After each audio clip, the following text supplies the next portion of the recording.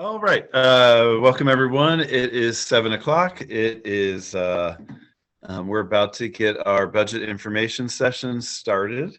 And so I will throw up some slides in just a second. So this is a webinar style Zoom tonight. So there is a Q&A at the bottom, and you can click on that at any point, and we'll for sure try to answer questions at the end. But if we're able to answer questions during, we will take a look at that. I will try to guide people towards the Q&A, and because it's easier for us to kind of go through that than the chat, but we'll try to look at everything. It is an absolute beautiful spring night tonight, and I think we probably would have more people in attendance if it was cold and rainy, but I'll take the good weather. And I'm just coming from Memorial Park myself.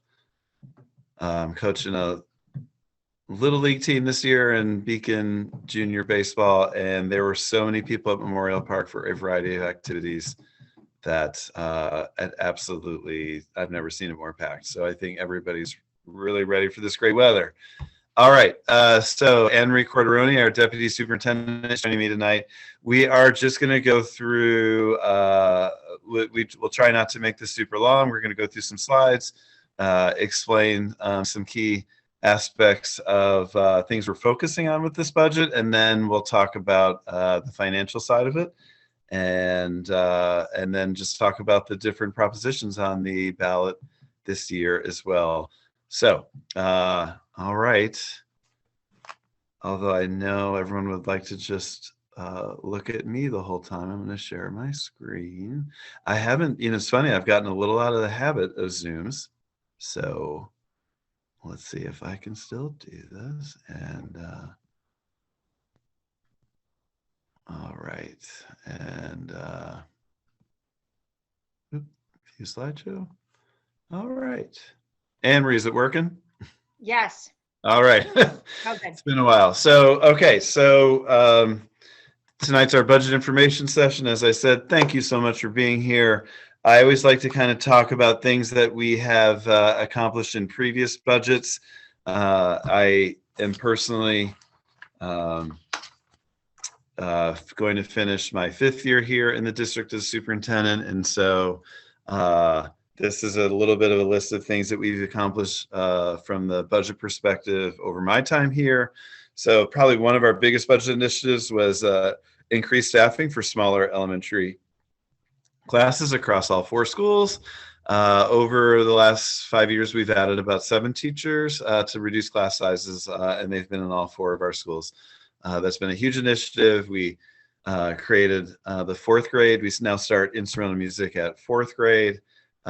Which is just like a couple months ago, the 6th grade band played, and it was the first group where they started in 4th grade, and the 6th grade band teacher just went on and on about what a huge difference it's made for the quality of his program. So we can't wait to see that go all the way through. We increased PE time for elementary students. We added additional electives at Beacon High School. We added an additional world language, Italian.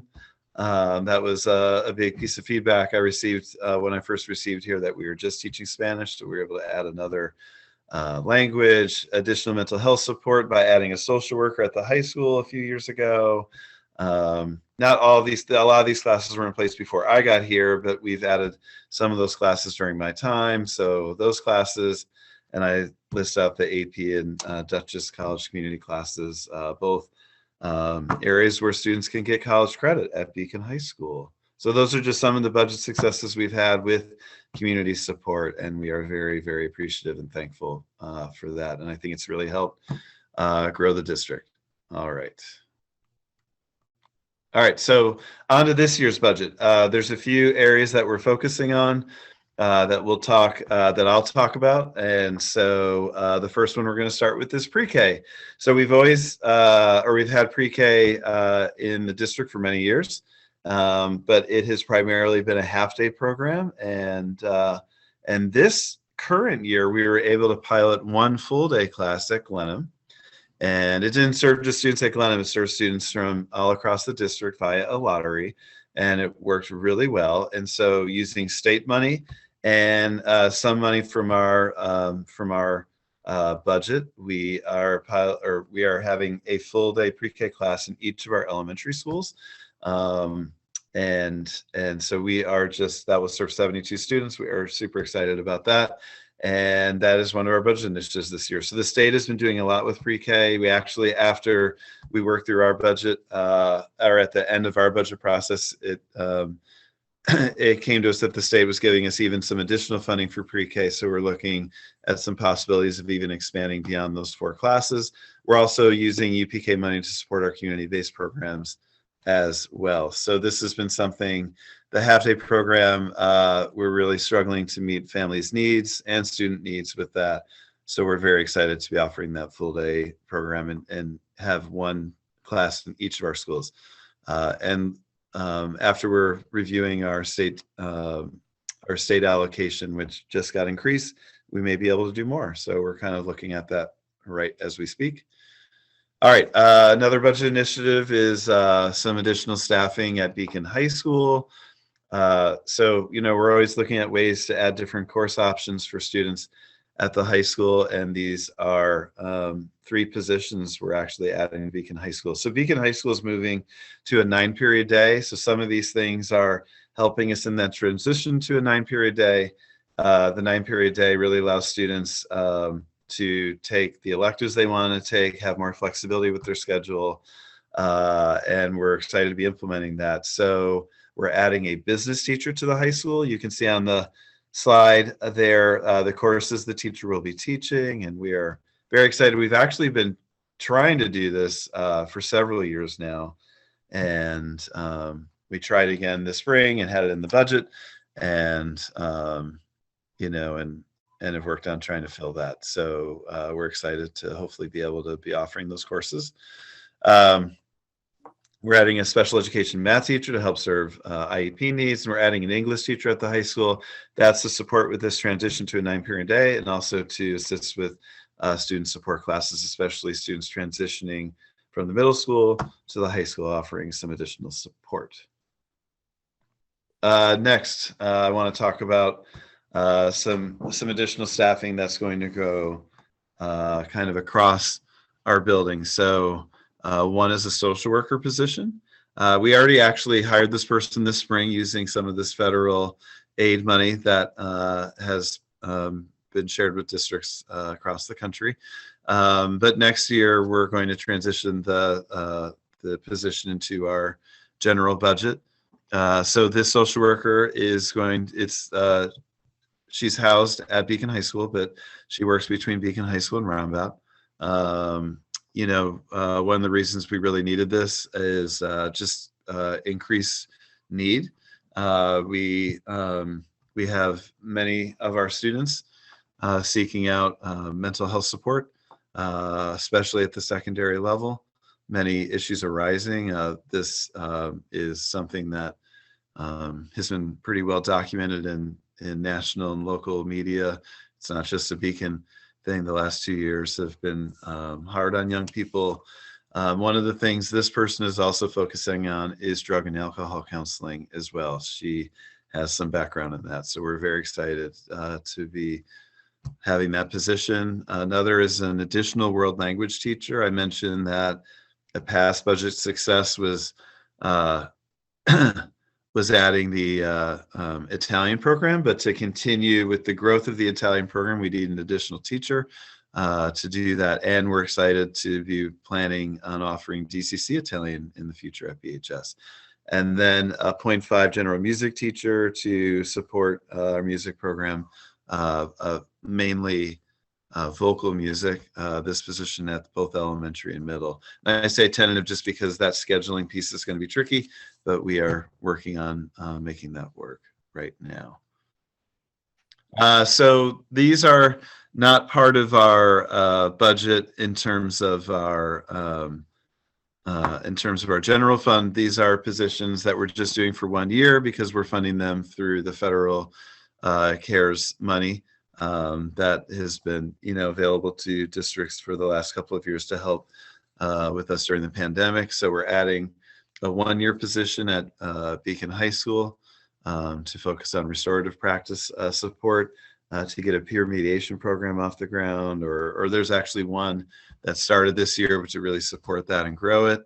That person will do a little bit of work at Roundabout as well to add a one-year position to assist with response to intervention coordination at elementary and middle school, and then a one-year position to help with social emotional program implementation at the elementary level. So that person will be focusing on our work with responsive classroom that we've been doing for 5 years now, and also looking at some other ways to support students and teachers across our 4 buildings. So, if these positions are very successful, we'll evaluate them for next year, and they might be part of the budget process with the Board of Ed. Or we might just feel like 1 year was enough, but we knew we need these for next year, and we had the federal money available to us to do that. Sorry about my phone ringing there. All right. So just a quick review. This is federal money over the last few years that we have received. A lot of it was targeted to opening school and keeping school open. So it covered all of our PPE purchases. We had outside tents last year, cleaning supplies, ventilation. We did a lot with ventilation, which probably folks are familiar with. And so a lot of those funds were targeted towards opening school and keeping them open, which I think we did a good job with here in Beacon. And then also with summer programming for students to focus on helping with academic learning, remote education costs, which were certainly there this year, and also social emotional supports for students like the social worker position this year. So I wanted to quickly review how we've been using that money. All right, Anne Marie, I'm going to ask you to unmute and just do a review of the tax cap calculation. Sure. So this is the calculation that each district goes through to see what their tax cap could be and what the increase in the levy is. So for Beacon this year, we can raise the levy 3.87%. It is probably one of the higher percentages in Dutchess County, and it's really a reflection of some of the growth that's happening in Beacon, which is part of the calculation going forward. So we are planning to go to the cap, and I'll talk a little bit more about how that all works together. And I'm going to ask Dr. Landau to hit the next slide. Okay. This slide basically shows how we're going to pay for the budget that we're asking the voters to vote on. So you'll notice on the top right-hand column, the 3.7%. So the tax levy, so of that 3.87, we're using 3.7 for the budget. We're going to talk in a minute about the bus proposition, which could bring it all the way to the top, but we wanted to make sure that you understand the difference. More importantly, the budget itself is only increasing 2.21%. With all of the things that Dr. Landau just mentioned are in the budget. It's a 2.21% budget to budget. And I'll talk a little bit more about that as we go through. Next slide, please. Okay, bus proposition.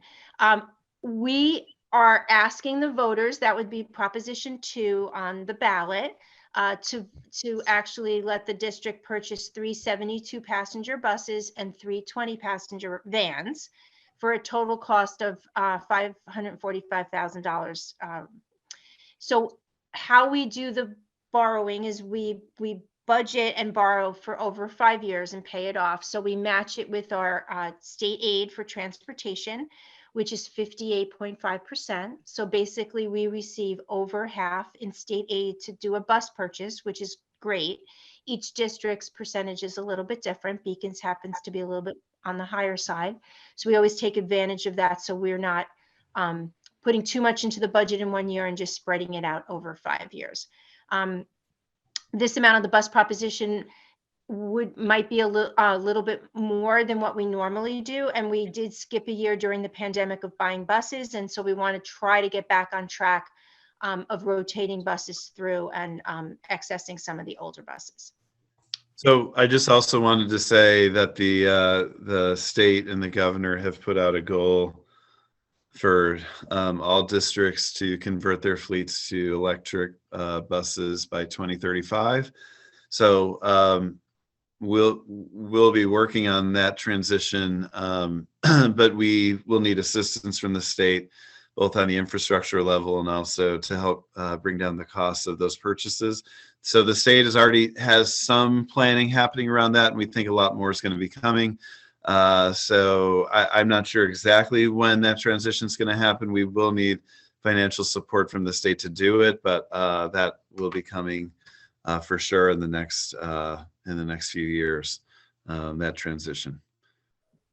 All right. The next, the third thing on the budget is a capital reserve proposition. It's to establish a capital reserve fund, an amount not to exceed $15 million over a term of 10 years.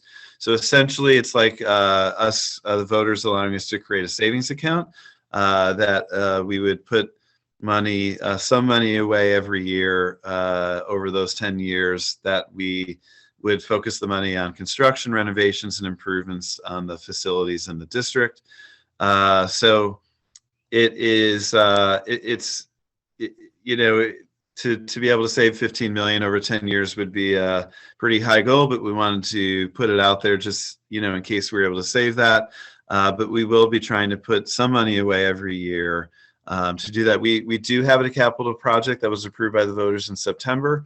It was a capital project that did not raise taxes on the community, and we're in the midst of doing a lot of improvements, both instructional and facilities improvements across all 6 of our buildings. That being said, we probably won't be able to go out to the voters for another capital project of that size for another 7 to 10 years. And so we wanted to create this capital reserve fund that would allow some flexibility to deal with emerging needs that come up before that time, before we're able to go out for another capital project. So it's, in a sense, like creating a savings account. And then probably one of the important things here is voters have to approve us even establishing this fund. We then, in every budget process, we'll try to put some money away into it every year. But then we'd have to go back to the voters to get approval to use the money on a project in the district. So there's a lot of oversight with this sort of thing. Anne Marie. Okay. So we always like to give the taxpayers just an idea of what their taxes would increase. So I broke it down between Beacon, Fishkill, and Wappingers. What I do want to start by saying is that we use last year's assessments because the assessment information does not come from the towns in the city until the summer. So we use last year's. And we are anticipating, especially in the city of Beacon, I've talked to the city's assessor, and they are anticipating more properties coming on to the tax rolls this year. So this could actually minimize the amount of the increase that we're talking about. But we're assuming I used the best information we had. So for Beacon, if the voters vote for the budget, they're on an average home in Beacon after the STAR exemption. The increase in taxes would be $110 a year, or $9.17 a month. Fishkill would be $145 a year, or $12.08 a month. And Wappingers would be $146 a year, or $12.17 a month, which overall an estimate of a 3% increase. Now, again, I just want to stress again, since we don't have the assessment information until the summer, and we don't know how many new properties are coming on, we will give another presentation at the board meeting when we do the tax levy. We have seen the tax rate in Beacon in the last 3 to 4 years decrease every year because of the new properties. So the tax levy is the amount that you that's approved. It's up to the cap. And if there's more properties that come on, then we actually take that money and spread it out over more individuals and more businesses, which actually helps everyone's taxes. So I wanted to give everyone an idea of how much this would be. In my opinion, this is always worst case scenario because it's using last year's information with this year's budget, but it gives people an idea of what we're talking about in real dollars on their tax bill. Anne Marie, you mentioned the meeting where the tax levy is when is that meeting? When does that happen So with the board? we do that meeting, the second meeting in August, where we ask the board to actually approve the levy. And I usually do a presentation like that just to give people a final number after we have the updated assessment so they know what their tax bill will look like. Right. Great. Okay. And the contingency budget. So we do need to talk about that. If on May 17th, the budget is not approved, there are two choices that need to be made. We could go to a contingency budget, or the board can put a revised budget back up to the taxpayers to vote in June. The contingency budget has to have the exact same levy as it did last year if we do go to contingency. So most times people will try to go out and do a second vote, but if for some reason the first vote and the second vote are not approved, we would have to go to contingency. The reason I mention all of that is because if we did have to go to contingency, the proposed budget that we're putting to the taxpayers, we would have to cut $1.7 million from that budget, just based on the rules of contingency. So all of the programs that were talked about earlier today, as far as what would be added, we would have to look at not adding. We would have to look at limiting use of the buildings. There's a whole list of things, not having equipment purchases for the year. So that would all have to total $1.7 million, which significantly impact students. It would impact teachers and families. So we just wanted people to know what that impact would be on the budget. There would be no way to deal with that without looking at things like increasing class sizes, cutting programming, because it would be a large decrease. So that would be that would have a lot of impact on our students. So also on the ballot is the election of, we have 4 open seats for the board, and we have 4 candidates there on the screen there. We just want to kind of walk through the ballot. I obviously don't comment on board candidates other than just to say thank you to all of them for running. So that will all be on the ballot as well. And all right, so question time. So I'm going to get out of this and stop sharing. And all right, so we're back to just so if anyone has a question, we will hang around for just a little bit and you can type it. It's a webinar style Zoom, so it's a little bit different than other Zooms, but you can type a question into the bottom and we will take a look and try to answer. Or if we can answer tonight, we'll try to answer in the future or follow up with you. I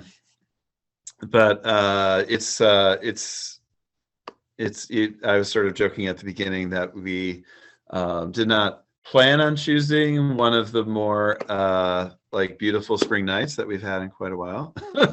And seems like there are a ton of activities happening tonight. And so, but I appreciate the folks who are here, and you can put a question in and we'll take a shot.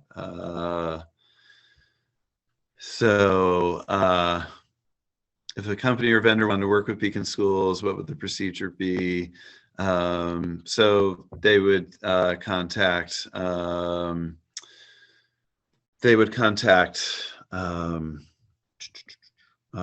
my office or the deputy superintendent's office. So either call or email me or Anne Marie's office, and we would sort of take it from there. We do get a lot of inquiries from businesses. Is there a plan to provide lunches for students at New Covenant? I'm just going through the questions here. We don't have a plan right now. We had some pretty significant issues with staffing this year in a lot of our support areas, and our lunch program was impacted by that as well. And so we really had a tough time even trying to make plans with that, just with sort of doing what we were doing for our students. So we do not have a plan in place for that right now, but we will review that for sure. All right, I'm just trying to monitor. Are we offering summer school this year? That was in the, I'm just hopping over the chat here real quick. Are we offering summer school this year? Dates? We are offering a variety of different summer programs, and kind of like last year. And I think they're kind of finalizing the dates if they haven't already, and that information should be getting out. It's either gotten out to some folks, but it should be getting out really soon. One of the reasons why we've struggled a little bit with the dates, just so you know, is our capital project work is starting this. Our capital project work is starting this summer, and we had to work around that in all of our buildings. We try to have a lot of our summer programs at the high school because it has the most air conditioning. But anyway, we've kind of worked through that, and that should be coming out soon. Mhm.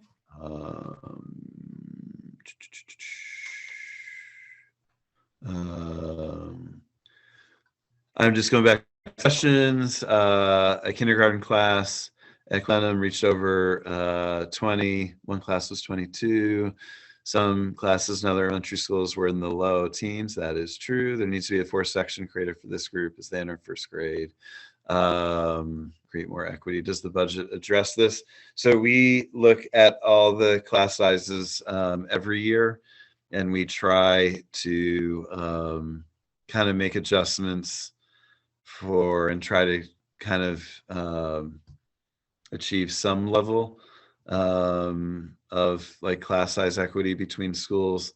We did not add a position in the buildings this year for class size reduction, but sometimes we do move people around, and that's what we're looking at right now to provide some equity there. That's a great question. One of the things about class size that's really hard to do is just to make it really, everything really close. We've put a ton of effort into bringing this down over the years, but we will definitely take a look at that. We're always looking at the elementary class sizes and trying to make adjustments. I'm just going back. Will drug prevention curriculum information be shared in the website? Yeah, I will look into that. I know we're working on a plan for the new social worker that I talked about kind of towards the beginning of the presentation to do some work with classes at the middle school, and they will put some information about that when that gets going. So that could be probably on their part of the website, and they also will probably inform parents that is happening too. Thanks for these great questions. I appreciate it.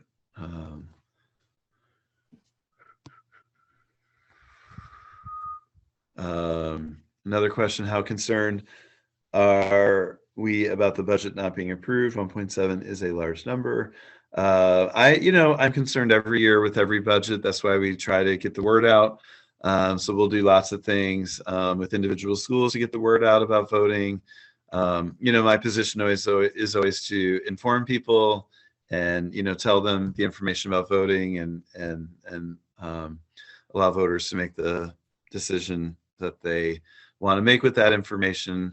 But I'm always concerned. This is one of the most important things we do. So we will work on getting information out, meeting and talking with people. I've had a few school PTOs invite me out. I've done a few already. So we'll do things on social media as well.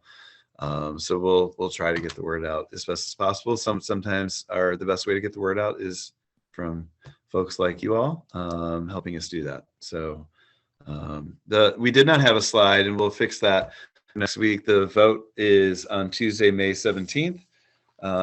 We start nice and early, 6 in the morning. It goes till 9 at night. For City of Beacon residents, you vote at Beacon High School. in the gym, and for Glenham or town of Fishkill residents, you vote at Glenham Elementary. They do their vote in the cafeteria, I think. So, so anyway, we try to, make a very long day of voting so people know about it. Another question, how many total number of social workers are in the district? We have one at each elementary school, along with the school psychologist at each elementary school, and we have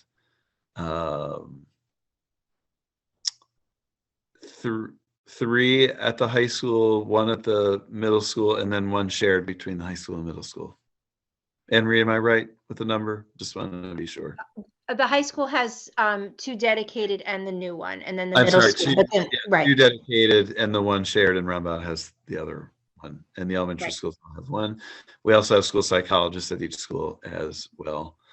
And, to be honest, we'll be looking next spring at, whether we need to, add more to that, because it's a increasing need, it appears. So thanks for these great questions. I'm kind of trying to monitor both, but I'm also not going to keep folks around forever. So I'll give one more chance for questions, and then we will log off. But I really, really appreciate people being on tonight and taking time away from just a beautiful spring night. If you have any questions beyond tonight, you don't have to, wait for a Zoom. Just shoot me an email or call my office, or same for Anne Marie, and we're happy to get back to you and answer questions that you have about this, or if you hear questions that friends and neighbors may be having, send them our way. Okay. All right. I really appreciate people being on tonight. We also will make we made a recording of this, so we'll the person who helps me do that is off tomorrow, but they're going to put it up on YouTube on Monday. And I always joke that if you're having insomnia issues, playing one of my Zooms is the best way to have a nice relaxed sleep. I have to make myself laugh at every Zoom. That is always my goal. And so anyway, listening to my Zooms is always a nice, a nice cure for insomnia, right? So anyway, thank you for being here tonight. And again, get the word out. We have a mailer going out in a few days, so that will be going to every household in the district. And like I said, we'll do some stuff on social media. But what I've always found over all my years of doing this is sometimes it's just people talking in their neighborhood and reminding people to vote. It's what gets people out. So if you can take a little part in that, we appreciate it. All right, signing off. Thank you for being here tonight. Anne Marie, thank you. I always like doing something where you get to be in the trophy room. Yes. At your house, I always say, Anne Marie, that's your son's old room. He is now a grown up and getting married in a couple of weeks, but that's his old trophy room, right? Yes. So the trophies need to go with him when he gets married. I think it's time for him to pick the trophies up. If I see him, I'm gonna tell him that. Okay, perfect. That's a great idea. Anyway, all right. I'll see everybody later. If you have any questions, give us a holler, and talk to everybody soon. Good night.